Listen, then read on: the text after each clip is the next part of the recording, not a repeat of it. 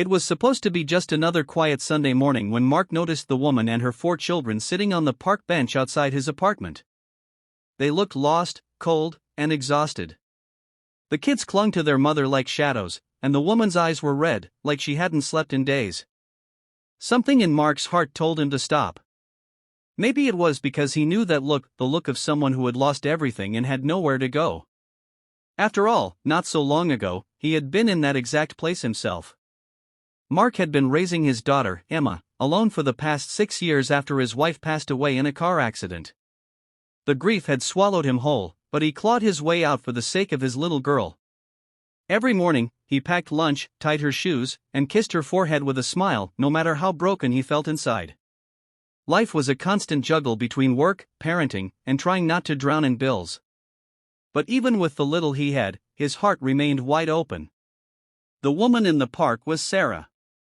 Her husband had passed away unexpectedly 2 months earlier, leaving her with 4 young children and no financial support.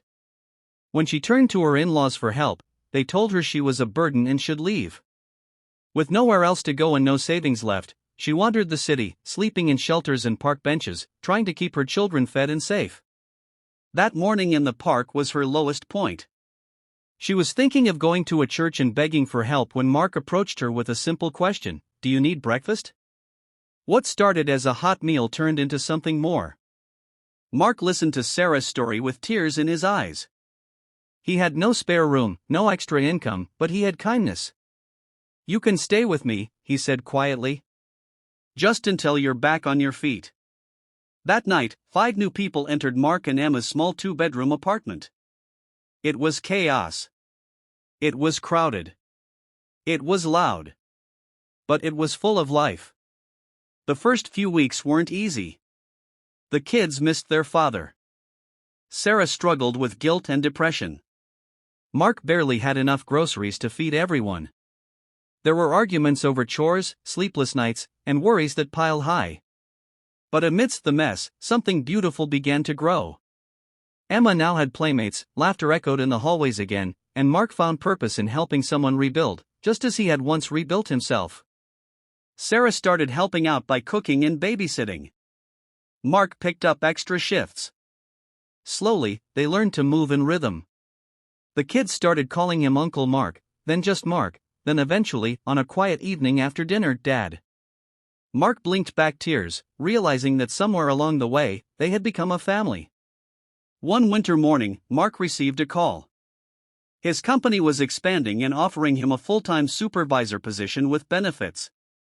The raise meant he could move them all into a bigger home. The kids would have their own beds, their own space, and maybe, just maybe, a future filled with dreams, not fear. On the day they moved into their new home, Sarah handed Mark a letter. Inside was a simple message: "You saved us when we were invisible to everyone else. We may have been cast out by blood, but you gave us love that chose us. We're your family now, forever." Years later, when Emma got married, Sarah stood beside Mark like a wife. The 4 kids, now grown, spoke of the man who stepped in when no one else did, not because he had to, but because he chose to. And Mark, once a lonely single dad, stood smiling, surrounded by a family he never saw coming, but who had become his greatest miracle. Moral of the story: sometimes, the family we choose brings the greatest healing. Love doesn't need perfect timing or perfect conditions, it just needs an open heart. In helping others rise, we often find our own reason to live again.